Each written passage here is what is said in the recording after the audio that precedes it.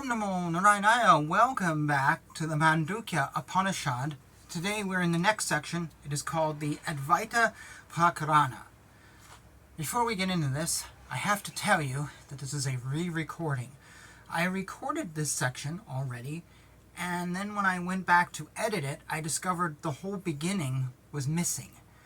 I don't know how that happened. Maybe I'd already edited it and gotten that far and accidentally messed up or something. I don't know. I've had that happen before. So here we are, doing it again. It's only fair that I tell you because we're reading these for the first time together, but technically I'm not. So when I'm not doing it, I feel it's only fair to warn you.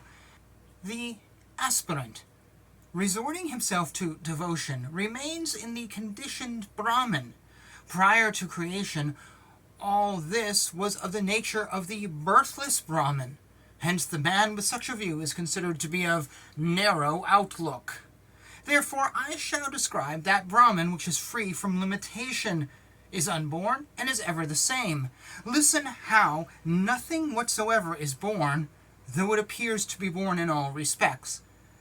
The self is said to be existing in the form of jivas, just as the infinite either exists in the form of ether confined within jars. Similarly, it is said to be existing as the aggregate of bodies, even as ether exists like jars. This is the illustration with regard to birth. Just as when the jars, etc., cease to exist, the ether, etc., confined within them becomes merged in the infinite ether, so also the individual souls become merged in the self here. Just as when the ether confined within a particular jar contains dust and smoke, that is not the case with all jars.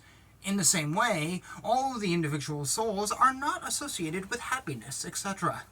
Though forms, functions, and names differ here and there in respect of the ether contained by the jars, yet this causes no difference in the ether. Similarly is the conclusion with regard to individual souls. As the ether within a jar is not a modification, nor a part of the infinite ether, so an individual soul is never a modification, nor a part of the Supreme Self. Just as to the children the sky becomes soiled by dirt, so too, to the unwise, the self becomes tainted by impurities. The self, in regard to its death and birth, going and coming, and its existence in all bodies, is not dissimilar to ether. All aggregates, such as the body, are created like dreams by the Maya of the self. Whether they be superior to another or equal, there is no ground to prove their reality. The individual self of the sheaths, beginning with that made of food, which have been described in the Taittiriya Upanishad, is the same as the Supreme Self, as explained by us already on the analogy of ether. Just as it is taught that ether in the earth and the belly is verily the same, so also the Supreme Brahman is declared to be the same with reference to every two, that being the corporal and the superphysical, in the Madhu Brahmana. Since the non-difference of Jiva and the Supreme Self is extolled on the basis of their identity, and since diversity is censured, therefore that non-duality alone is reasonable.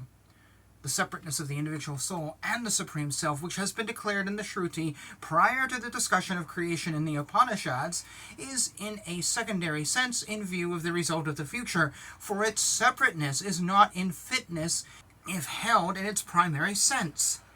The creation which is differently set forth by means of the illustrations of earth, gold, sparks, etc., is just a means to reveal the idea of identity. But the multiplicity does not exist in this manner. There are three stages of life, low, medium, and high. This meditation is enjoined for their sake out of compassion. The dualists, firmly settled in their own doctrine, which is arrived at by their own conclusions, contradict one another, but this view of the non-dualist is in no conflict with them. Non-duality is indeed the supreme reality, inasmuch as duality is said to be its product. For them, duality constitutes both the real and the unreal. Hence this, our view, is not opposed to theirs. This unborn self undergoes modification through Maya and not in any other way. For if the modifications are to be reality, the immortal would tend to be mortal. The disputants think of the very unborn self in terms of birth. How can the self that is unborn and immortal tend towards mortality? The immortal can never become mortal. So too, mortal can become immortal, for a change in one's nature cannot ever take place in any manner. How can the entity that is immortal remain unchanged according to one whom a thing that is immortal by nature can be born, since it is a product in his view? The Shruti favors equally creation in reality and through Maya. That which is settled by the Shruti and supported by reasoning is true, and not anything else. Since the Shruti says there is no multiplicity here, the Lord, owing to Maya, is seen diversely, and the self, though unborn, appears to be born in many ways. It becomes obvious that he is born through Maya. By the censure of the worship of Hiranyagarbha is negated creation. By the statement, who will cause it to be born, is denied causality. On the ground of non-comprehension of Brahman, all the preceding instruction for its comprehension is negated by the Shruti.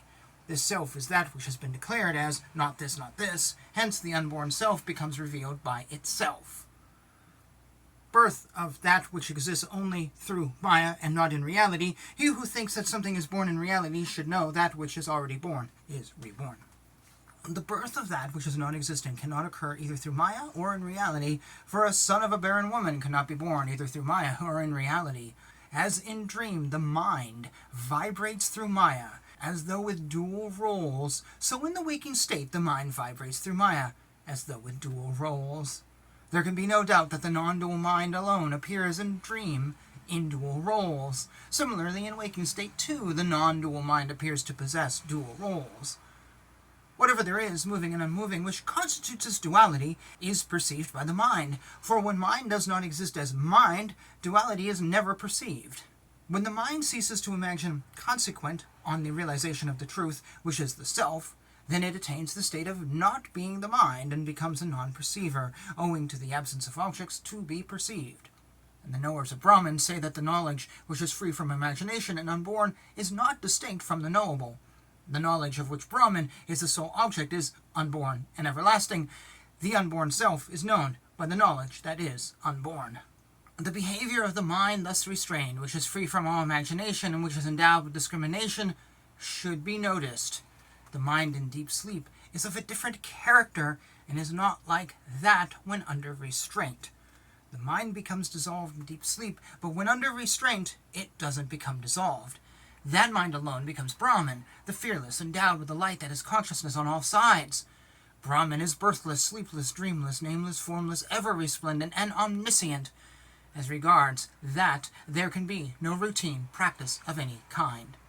The self is devoid of all external organs and is above all external organs. It is exquisitely serene, eternally resplendent, divinely absorbed, unchanging, and fearless. When there is no thought whatever, there is no acceptance or rejection. Then knowledge, rooted in the self, attains the state of birthlessness and sameness.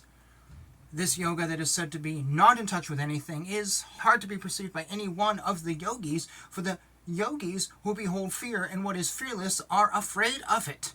For all the yogis, fearlessness, cessation of misery, awareness, and everlasting peace depend on the control of their mind. By a tireless effort such as that by which the emptying of an ocean, drop by drop, is aimed at with the help of the edge of a kusha grass, the conquest of the mind will become possible through absence of dejection. With the proper means, one should settle under restraint the mind that is torn amid desire and enjoyment.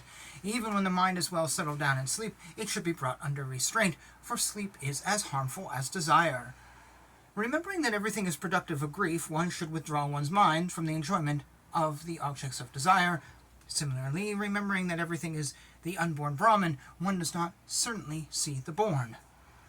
The mind that is in the deep sleep should be awakened, and the mind that is distracted should be brought back to tranquility again. One should know the mind as passion-tinged, and should not disturb it when it has attained the state of equilibrium. In that state, one should not enjoy the happiness, but should, by means of discrimination, become unattached. When the mind that has become stale tends towards wandering, it should be unified with the self with efforts. When the mind does not become merged or distracted again, when it becomes motionless and does not make appearances as objects, then it verily becomes Brahman.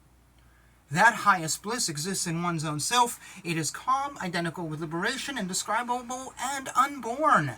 Since it is one with the unborn knowable Brahman, the knowers of Brahman speak of it as the omniscient Brahman. No Jiva whatsoever is born. It has no cause of birth. Such being the case, this is the highest truth, where nothing is born whatsoever.